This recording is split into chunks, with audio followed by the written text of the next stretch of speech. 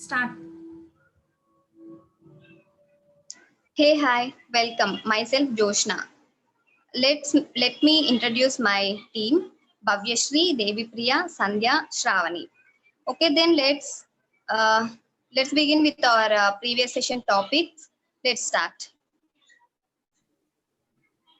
Let's start with universities. Okay. We all know that what is an university.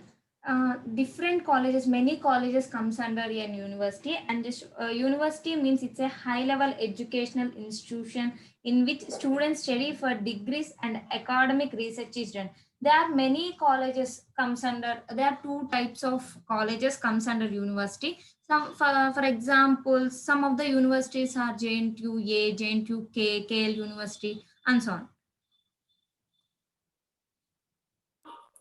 Usually colleges are of two types. They are constituent colleges and affiliated colleges.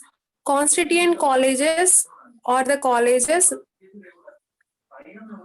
which are run by the university and the management or university officials. And these constituent colleges are often inside the campus. And the next one is affiliated colleges. It is an college which is run independently, and these are private colleges. The management can be anyone. As our friend already told that either constituent or affiliated college can take autonomous status. Autonomous is a status. If a college acquire autonomous status, it has that college has their own regulation, results, examinations, syllabus, marks, memos, etc. And they give provision certificate also. And the non-autonomous colleges, which it doesn't have any their own regulations or their own academic calendar, their own exams or examination evaluations, etc.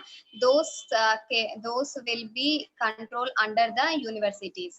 And the autonomous status, it might be for constituent college or will be for affiliated. Constituent or affiliated might be consider autonomous status. And then let me consider one example, universities like JNQ, Sri Venkateshwara University, Usmania University, and these universities related some constituent colleges and affiliated colleges. The constituent colleges like JNTU College of Engineering, Anantapuram, and the affiliated colleges like SRIT, SWIST. These colleges are affiliated with the JNTU University. Okay, next move to our next topic, certificates. And we all know about the certificates. There are different types of certificates we have seen in our day-to-day life.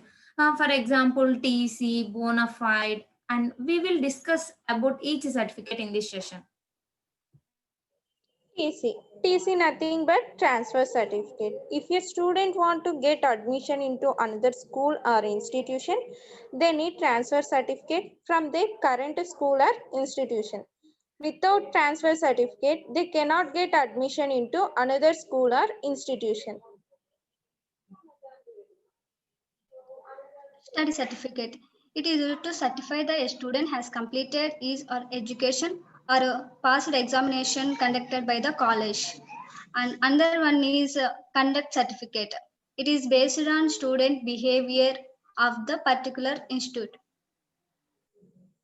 Now let us know about bona fide certificate.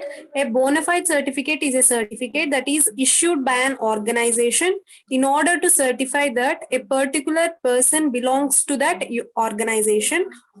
Usually an educational institution issues that certificate to its student. Okay, now let us discuss about custodial certificate, and it's a temporary certificate. Means, for example, if our certificates is under college, we submitted all our certificates to college, and if we want any certificates back, so we just use this custodial certificate as temporary instead of having all the original certificates. And next, move to the next topic is XAMPP and WAMP. We all know about the XAMPP and WAMP. It's a service. We need for any running any PHP program, we need to install this XAMPP or WAMP server. It is a open source software we can install without paying. In order to execute any PHP program in a system, the XAMPP or WAMP server must be present.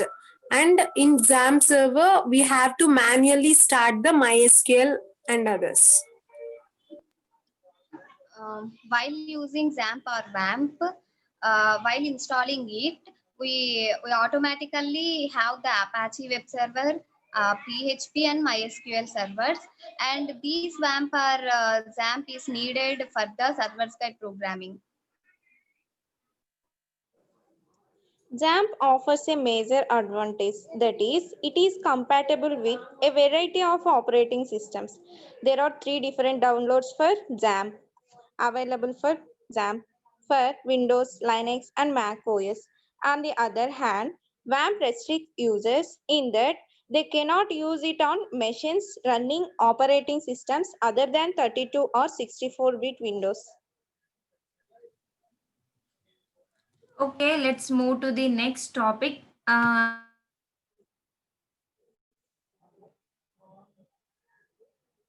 Go through with modularity. The name itself has any software or any web application can be divided into group of smaller modules is nothing but a modularity. By using this modularity, we can reduce the code. That is, and also we can use the code wherever we want in the program. That is, code reusability is happen. To acquire modularity technique, in our application, we have to use require once function. The main function of modularity is to reduce the complexity of a program or anything. As complexity reduces, it also reduces the execution time. So it results in time saving. And it's a predefined code. All the pre-written code, the developers put the code inside the modularity, and we can use that modularity in the PHP code by using a require function. We have to include the require once function in our PHP code. Next, move to the next topic, PHP, and what is a PHP? Now we discuss about the PHP. PHP is a server-side scripting language, especially suited to web development. The PHP stands for Hypertext Preprocessor. Now let's discuss few points on the PHP. The PHP is free and open source. That means it is free of cost, and we can download the software and we can update the software as user requires. And also the PHP file can contain text, HTML, CSS, JavaScript, and also the PHP code. The PHP code is executed on the server, and the result after execution is written to the browser as plain HTML. We have to save the files of PHP with .php extension. And we also have keywords, classes, functions, and user-defined functions in PHP, which are not case sensitive. Here we have the syntax, that is basic syntax for the PHP code.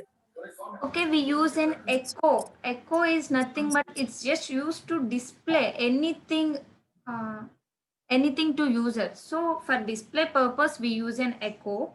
And also echo is not a case sensitive. What does it mean? Means you can write both the combination of capital and small letters, it doesn't matter. And let us move to the next topic, variables. Let us know about variables. Variable is nothing but it is a way to store information. In the middle of a PHP program is by using a variable. We have to follow some rules to declare a variable. Variable start with $sign. A variable name must start with a letter or the underscore character. A variable name cannot start with a number. A variable name can only contain alphanumeric characters and underscores, that is A to Z and 0 to 9 and some underscore symbol. Variable names are case sensitive. For example, here we have given some example, $age and $age are two different variables. Syntax to declare a variable, $sign, variable name, whatever it may be, and value, semicolon. Semicolon is used to terminate a sentence. Let's take a small example. It's $a equal to 10. Here a means it's a variable name. Whatever we have to take, it's not depend on, it's depend on other hours. And value, and 10 is a value. And let's move to the next topic, operators. Now we discuss about the some of the operators. There are different types of operators: arithmetic operator, assignment operators, comparison operators, increment and decrement operators, logical operators, string and array, and conditional assignment operators. As we are familiar with other programming languages like C, Java, etc., as the PHP is a language, it consists some syntax or rules like every programming languages need. It may be conditional statements and iterative statements. Conditional statements like if, else, switch, etc. And the iterative statements like while, do while, for loop. And these syntaxes will be same as like as a C. But the difference in declaring the variable. We can use variable with a $sign. Okay, let's move to the next topic. It's HTTP request and HTTP response. In the picture, we have shown that here the client is nothing but a browser, and server is nothing but it may be a Apache or something else, whatever it may be. Here, first of all, what is mean by HTTP? HTTP is nothing but hypertext transfer protocol, which is used to request and send a response to the client.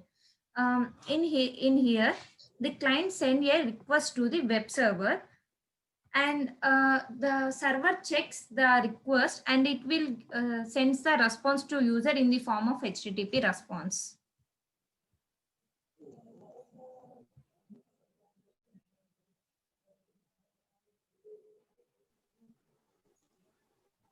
And then client sends the request to the server, and the server gives response to the client. While client sends the request in the form of IP address or domain name. If IP address is used to identify a system in a network, and domain name, if we give domain name, the domain name system resolves the domain name into IP address, and this IP address is used to identify a system in a particular network. Through identifying the system, in a system, it may contain a number of servers. For identifying a server in our system, we have to use a port address. Port address is used to identify the particular server in our system. When the HTTP request is sent to our system, to the particular web server, that's every web server will contain some particular root directory or root folder. Whatever the content we have we need to include in that root directory. That request will be come to the server, and server will take that search for the content if it is present or not in that. If the content is present, then it sends back that content in the form of a HTTP request. While if here we conclude that the dynamic files and the static files. Static files, it means the while client request for the static files, then the web browser automatically take that file like a image file or text file. It will take that text file and it will display as it is that it contains that text, or it is an image, then it takes the image and it gives the response for the client and it will display that image. Or if the client requests for the .c file, it has to be some process in our system. There will be some handlers or web containers or some framework to compile that .c file. By after while coming the request for the server sees that whether it is a static file or dynamic file.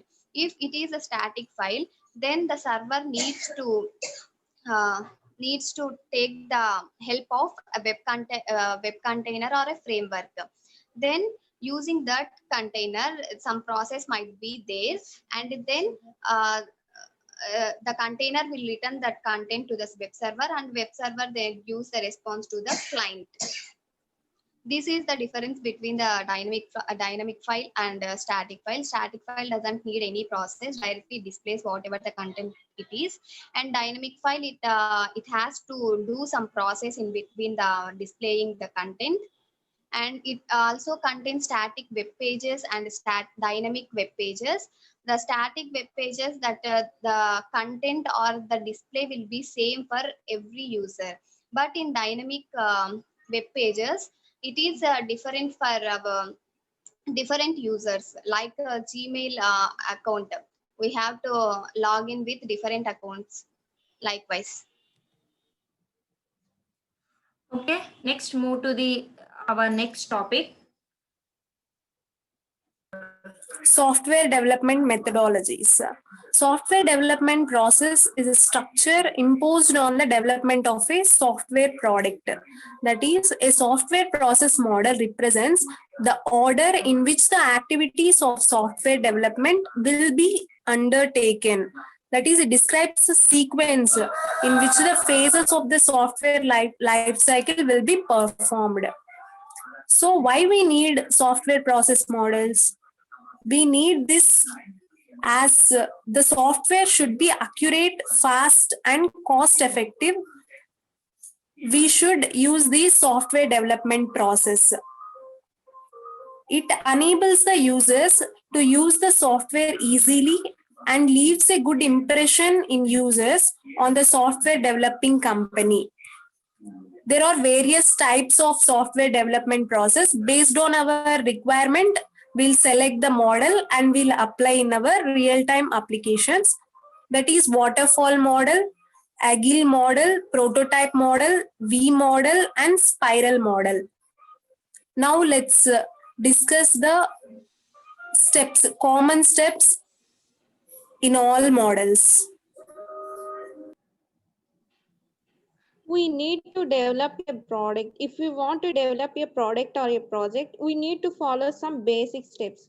So in each and every model, they explain some basic steps, that are requirements gathering. To develop a product or a project, we need to gather requirements according to the product we want to develop. After gathering requirements, according to requirements, we have to design the software architecture for that requirements. After designing,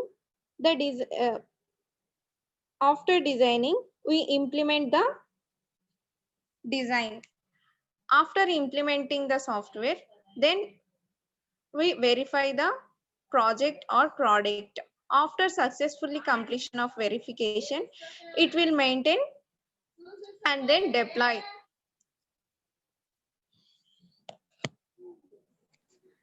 for any updates we need. So we have to maintain that product. We have to maintain that software, whatever we developed. And Let me consider one example. Okay, let me consider one example, like online assignment system. For online assignment system, we have to collect some information from the user and we have to store that in a database. And whenever the details required about user, we have to retrieve from that database. And now what are the requirements that we need?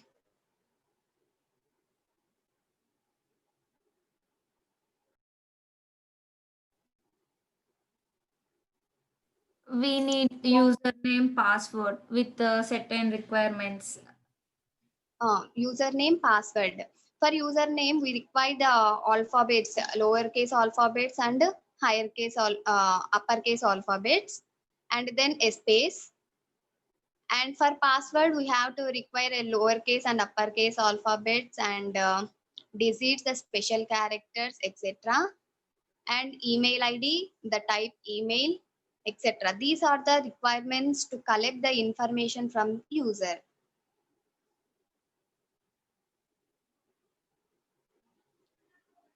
For example, in real life, we have to take when we take a building for constructing a building, we have to require the things like sand, bricks, etc. These are come under the requirement gathering. And then for designing, it may be a paper view or paper presentation or will be anything that will comes under the designing. In and then um, implementation, it is nothing but building that house. And these are the some steps that are we have compulsory followed by you by using any software development process. Okay, our next topic is PHP MyAdmin. So open any browser before starting the topic. We have to run the any server. Means, for example, I install WAMP in my system, so I have to run before executing the PHP. So I run already. So just type localhost and click on enter. The interface is looks like it. It's look like this, and here click on PHP MyAdmin. Sorry for delay, and just leave it and click on go.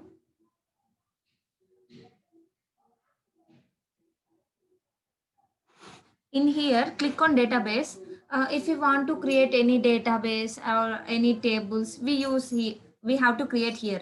For example, I gave the database name as CSC and just click on create. So it created a database.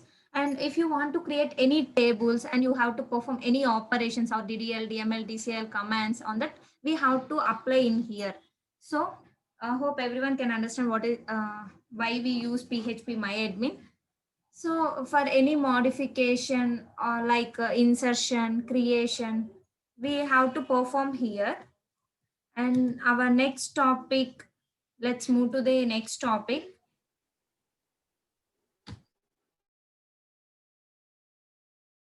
And in PHP MyAdmin, we will go through with commands, or else we can automatically create a tables without any commands. We go through the SQL and we can go through with writing commands, or else we can simply click on buttons automatically. We can create a database and we can create tables with under a database we can create a number of tables. Whatever we What is created, either database or tables, it will be displayed on the left panel. Hope everyone can visible this. I created the database CSC. In here, it will showing that the CSC database here. So for everything, whatever we created, any database or any tables, it will shown on left panel. Meanwhile, the database server means it includes a collection of databases, while the database it means it includes the collection of tables.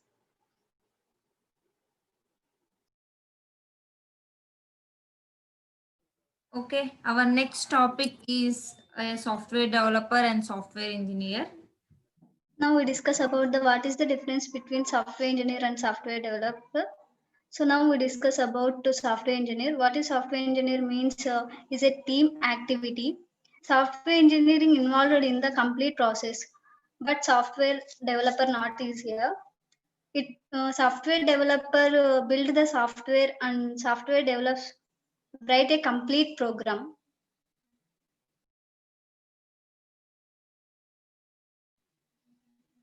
Okay. Okay, our next topic is, let's move on to next topic, is why HTTP is a stateless protocol. Why HTTP is a stateless protocol? What is mean by stateless? HTTP, Hypertext Transfer Protocol. It is a stateless. Why? Because it doesn't have it has a unique behavior. While moving from one page to another page, while we have searching for one thing, then it will display about that, and later we have to search for the same thing. Then it doesn't display that you are already done that. Etc, etc, and it just displays whatever we requested. So that is the stateless. And this HTTP contains HTTP. If you are familiar that HTTP request and a HTTP response, what the HTTP request consists? The HTTP request consists of a URL, client information, form data, and cookies. Okay, URL. These URL may contain a specific structure. That structure may include the schema, a domain, a path, or data, and the client information. The HTTP request may contain some client information and the form data. Whenever we are login to the particular form, then automatically the form data like username, email, etc. will be append to that URL. So it can goes through with some form data. And then cookies. While we are um, doing that particular browsing, then automatically in some sites there some cookies are stored. Like cookies, it means um, a small information about the username, etc. This is about the HTTP request. Then we'll discuss about HTTP response. The HTTP response is made by a server to a client. The aim of the response is to provide the client with the resource it requested or inform the client that the action it requested has been carried out, or else to inform the client that an error occurred in processing its request. Generally, in the HTTP request, will contain two parts, that is response text or content or data. That is, when we request, it has to process the request and sends the response through text or pictures or data, and along with the cookies. These cookies are piece of information that is stored in the web server.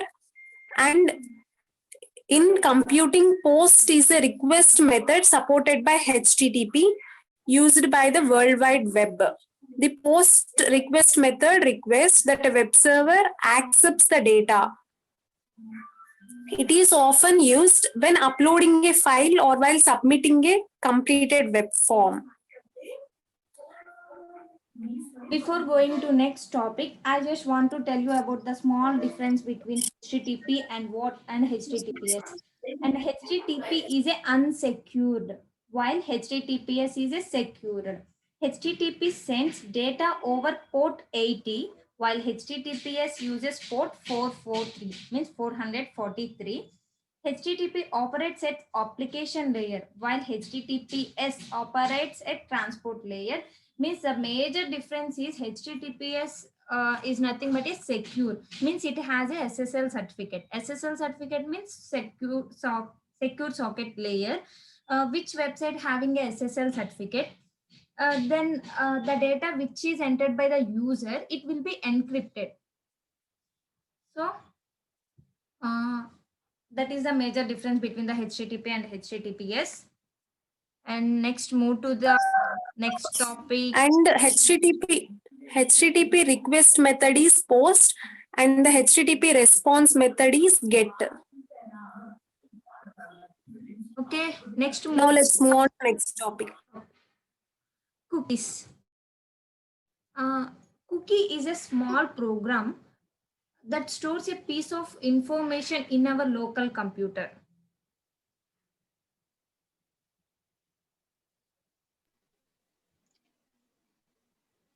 Cookies are stored in web browsers.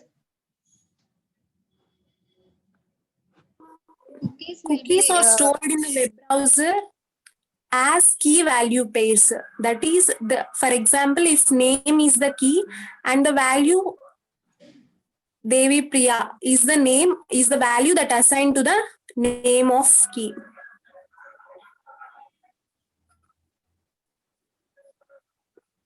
Cookies, it stores some small amount of information, as she said that it is in the form of key value pair. It stores the data in the form of key, and every key that may consist some value. Some value is followed by some key. And cookies and other topic is about the sessions. These cookies and sessions are same as we used to store some data or some information, but these cookies store information on browsers rather than the session stores information on server. Cookies, it stores the value as we give the username as anything ABC. Then it used to store that username as a key and value as a ABC. And the roll number 123, roll number will be a key, and that 123 will be a value. This is about some basics about cookies. Till this side, And this is about all the previously covered topics which is in our project Anil, work sir. team. And thank you. Thank you. Mostly I hope all the topics are covered In this session. Thank you.